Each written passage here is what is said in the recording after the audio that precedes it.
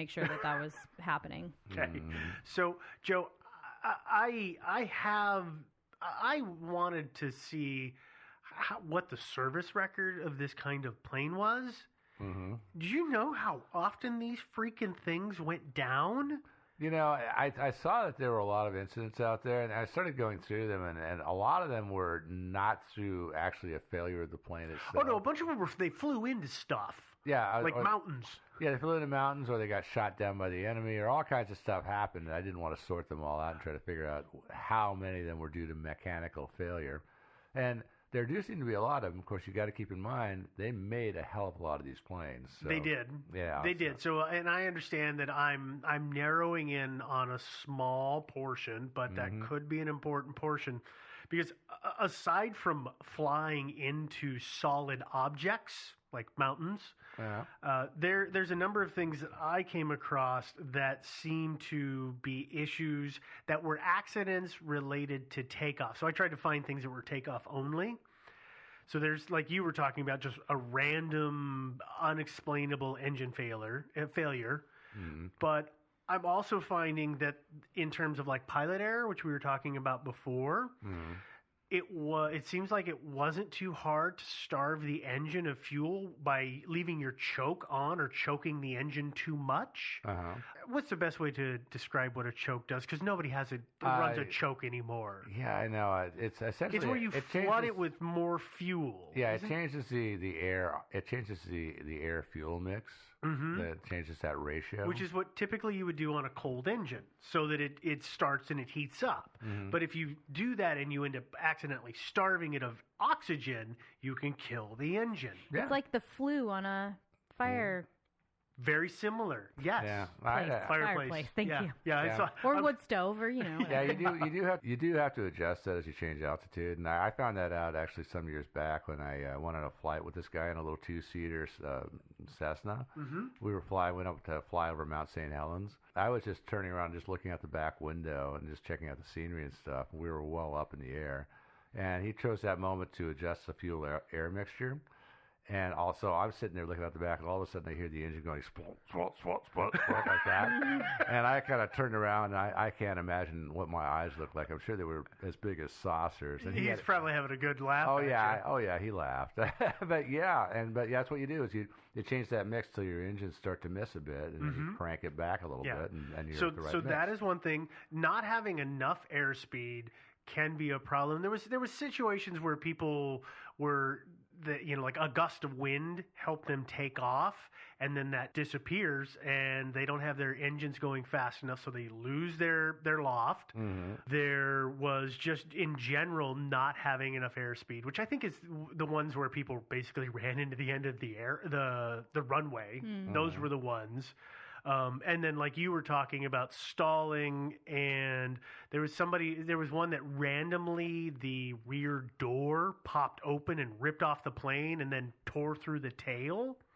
So there's a lot of stuff, but I'm wondering though, is that if it isn't, this is kind of mechanical, or this might kind of be pilot, is that accidentally starving the engine, and that would be, it's kind of very plausible accidental thing to do to kill it. Yeah. Maybe. I don't know.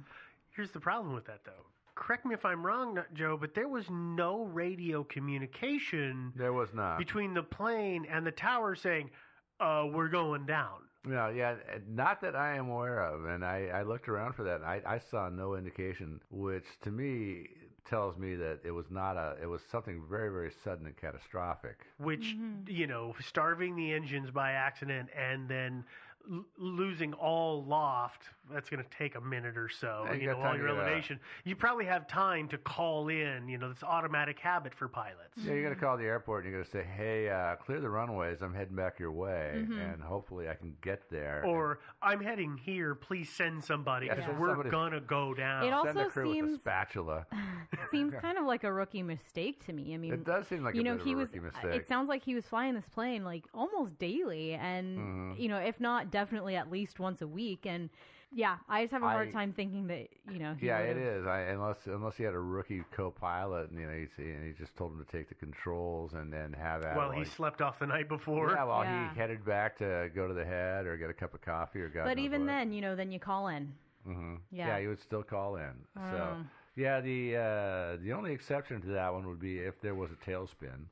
Then you can imagine that both pilots are busy just trying to pull the plane out of that. And there's no way you're going to reach out and like grab the mic and radio something in then. Yeah. It's a 4-man I crew. was going to say, there's imagine- 4 of them there. So. Well, yeah, but the other guys were in the back, and they were probably plastered to the ceiling. I think God It's knows. true from the Probably, G's. probably about impossible for them to get to a radio. That's true. I would presume that, and obviously I've never flown a plane, but we've done enough plane stories that it seems to me that communication with the tower in a problem situation is almost automatic. Yeah. It's almost you hit the switch and you start making your calls. Yeah. Even while, because it's pretty easy to talk and frantically push buttons and pull levers and stomp on things.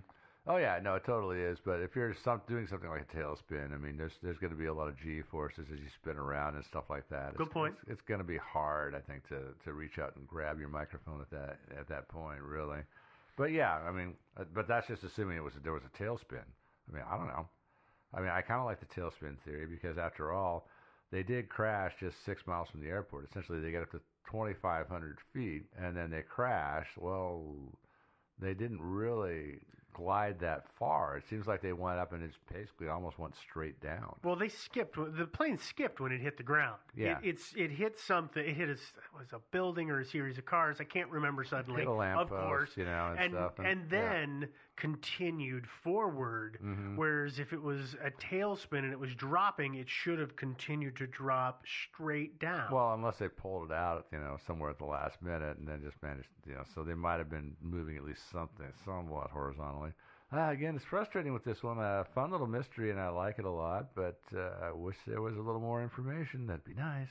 I mean, for example, I've looked at a few U.S. Air crashes, and I've been able to find, like, actual reports of the boards of inquiry and all this stuff, and you can find a lot of really useful, detailed information. Yeah. Ain't nothing with this. No.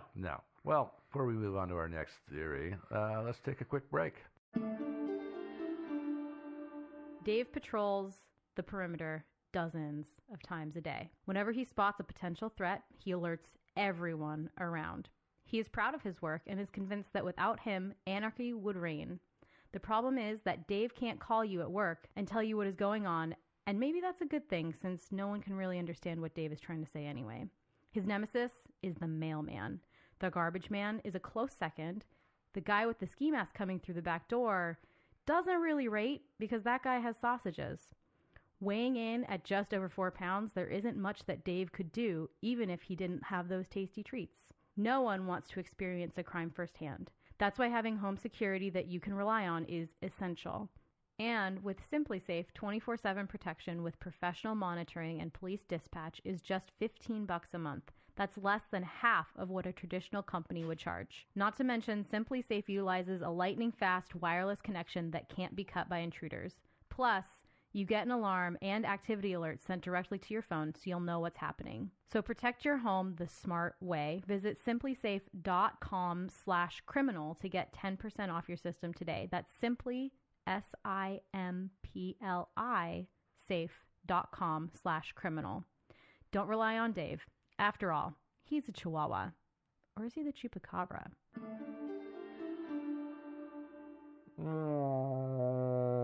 Pull up. Okay. Okay, there we go. We're out of our tailspin. Why did you decide we had to go to the simulator? Were you proving that you could get out of that He was tailspin? trying to, yeah. Absolutely. Why he will never fly us anywhere? I don't even know that I want to be in a car with him again. I've never been in a car with him. It's weird. Yeah. Scary. Yeah. I'd like to keep it that way. Yeah, you probably don't want flight simulator guys because they're just not that worried about dying. Yeah. It's like, yeah, you can get killed, and it's like, hey, what's the big deal? Mm-hmm. All right, so what's our next theory here, sir? Our next one is airframe failure. That's when things like wings and stuff fall. Things snap off. The back of the plane falls off. Yeah. So we've all. That's not great. That can happen? It has happened, yes. Okay, I guess I'm walking to Indianapolis. Yeah. Jeez. Yeah, no, the freeway is a lot safer than flying, that's for sure. Mm-hmm. But yeah, No, we've it's all not. been there. I mean, you're on a routine flight to LA. Suddenly, the starboard wing falls off. The plane, as it's spinning downward towards certain doom, you sucker punch your neighbor and take her Bible from her so you can pray a little bit before you die. And then you wake up and you realize it was just a nightmare. Mm-hmm. But then you look around and you realize that, well, you're on a Boeing 737 and the port wing has fallen off. What? Yeah, and your neighbor doesn't have a Bible, so you got to resort to just begging God to please, please, please let you live so you can give these jerks a really, really crappy Yelp review. And God hasn't said anything back, and the ground keeps coming closer, and then you wake up. And you're not on a plane. You're not spinning towards certain death. Thank God. I know. And then you become aware that you're on a Greyhound bus being driven by a guy with a hockey goalie mask on who's speeding 90 miles an hour towards a cliff. Oh, and at some point your subconscious just gets bored with all these lame plot twists, and you wake up in your own bed and you're all safe and sound. We just went through the entire dream sequence, and how does that relate to failure of this aircraft? Well, yeah, I mean some fluke happened. Like, I mean, airframe failure does happen. Like if you're pulling 9Gs out of a dive and your plane is not rated for 9Gs. Well, you could see a plane, like a wing, snap off or at least bend. But there was nothing that stressful happening with Argo 16. Nothing out of the ordinary. And of course, this is. Wait, you're talking about it in the wreckage? I mean, well, no. I mean, well, one wing was ripped off. In terms of what they were doing, I mean. They weren't pulling 9Gs. No, not. They were up. As far as I know, they were either still climbing or they were leveling off at 2,500 feet. Ballpark, right? Yeah, they weren't pulling some monster killer dive and pulling out and putting all sorts of G forces on their airframe. But they didn't have enough time. No, not at all. And like 3 minutes. Yeah, I mean, the only thing I can think of with an airframe failure is just sabotage, maybe, or possibly say a bomb. You plant a bomb.